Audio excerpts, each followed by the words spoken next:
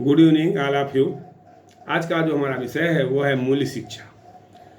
मूल्य व्यक्ति की रुचियों पर केंद्रित है। कोई विचार तभी मूल्य होता है जब वह व्यक्ति की रुचियों से मेल खाए, अर्थात मूल्य वह आदर्श होते हैं, वह मानक होते हैं, वह विश्वास होते हैं जिन्हें समाज या समाज के अधिकांश लोगों के द्वारा ग्रहण किया जाता है, उनको माना जाता है।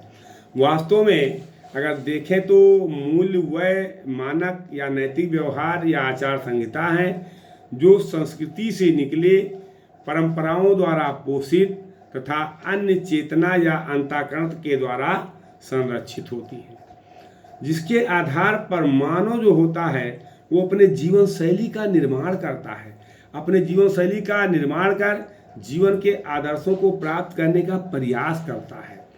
अब उसको अंगीकृत कर या आत्मसात किए हुए मूल्य ही जीवन के आदर्श बनते हैं। इसलिए मूल्य और आदर्श दोनों ही चरित्र निर्माण तथा व्यक्तित्व के विकास की दृष्टि से महत्वपूर्ण माने जाते हैं। अब वर्तमान समय में अगर आप देखें तो वर्तमान समय में समाज में हर मंच से मूल्य शिक्षा की जोर शोर से मांग की जा रही है।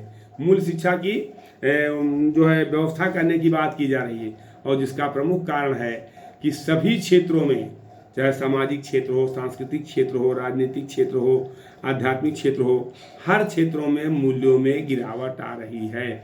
आज भौतिकता की आंधी में, सांप्रदायिकता की बाढ़ में, प्रतिस्पर्धा की होड़ में, स्वार्थपरता के तूफान में हमारे सभी आध्यात्मिक और सामाजिक मूल्य बहते जा रहे हैं, समाप्त होते जा रहे हैं। मूल्यों के इस गिरावट से शिक्षा भी अछूती नहीं है। शिक्षा में भी मूल्यों में गिरावट आई है, निश्चित तौर पर आई है। आप देख रहे हैं कि शिक्षा के क्षेत्र में भी अनुशासनहीनता, श्रम के प्रति अनास्था, कर्तव्यों के प्रति उदासीनता, अंतर्दायित्व की भावना, इन सब का बोलबाला हो गया, इन सब का जन्म हो गया। कोई जो है उत्तरदायित्व नहीं लेना चाहता है।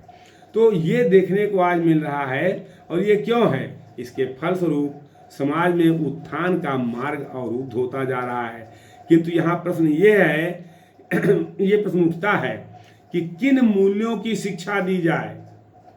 राष्ट्रीय शैक्षिक अनुसंधान एवं प्रशिक्षण परिषद ने, NCERT ने शिक्षा में सामाजिक, नैतिक एवं आध्यात्मिक मूल्यों के दस्तावेज में 83 मूल्यों का उल्लेख किया है।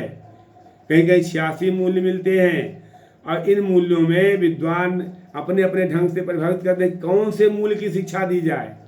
लेकिन वास्तव में अगर देखें तो सामाजिक मूल्य, सांस्कृतिक मूल्य, शैक्षिक मूल्य, आर्थिक मूल्य, धार्मिक मूल्य, राजनैतिक मूल्य और राष्ट्रीय मूल्य, इन्हीं मूल्यों में बाकी समस्त मूल्यों को समाहित किया गया है।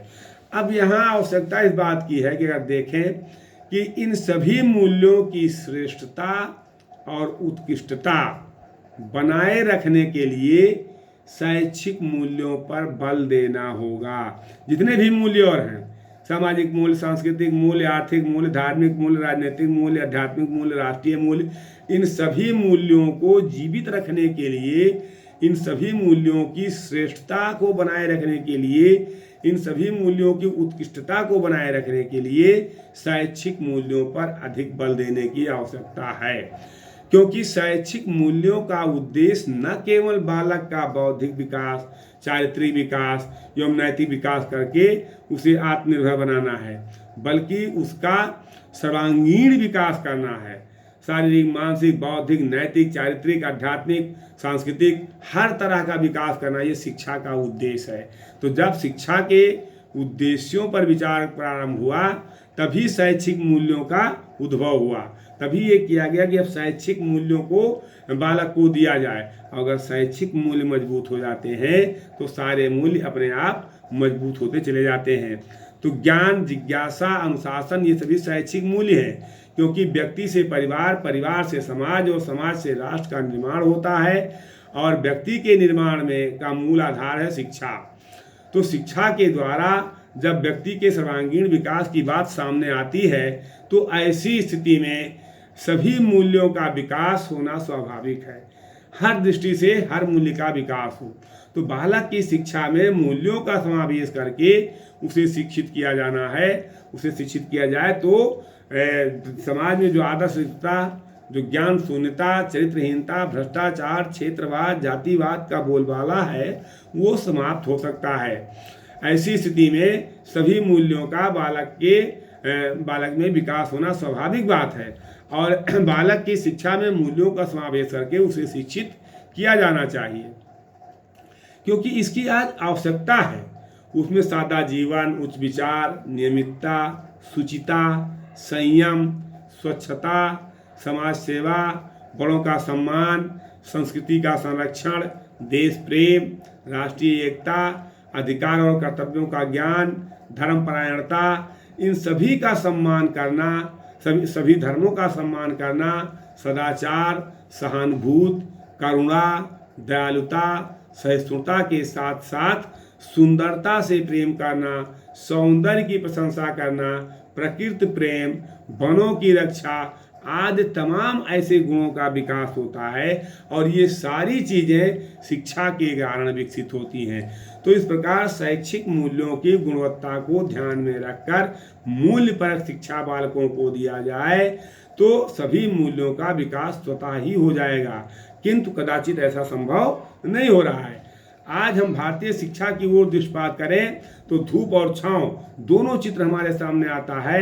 एक तरफ हमारे सामने कुछ विशिष्ट उपलब्धियां हैं तो दूसरी तरफ शिक्षा का निजीकरण करके शैक्षिक मूल्यों की अनदेखी की जा रही, केवल डिग्रियां बांटी जा रही हैं। तो जो मेरे विचार से आज शिक्षा में मूल्य समाप्त हो रहे हैं, ये केवल बाजार में बिकने वाली वस्तु रह गई है। जैसे डिग्री चाहिए खरीद लाइए तो मूल्य खरीद नहीं सकते हैं आप। तभी तो आज भारतीय जो है संस्कृति में भगवान के रूप में माना जाने वाला डॉक्टर मौत का सौदागर बना हुआ है। आप देखिए कि जो है मुर्दा और किडनी निकाल तक के डॉक्टर बेच ले रहे हैं। ये क्या है? डॉक्टर को भगवान स्वरूप माना जाता है, जीवन बचाता है, लेकिन आज वो मूल्य उसके अंदर रह ही नहीं गया है। इंजीनियर बालू का पुल बना के पैसा लूट रहा है, अपने निर्माण काल में ही धराशायी हो जा रहा है।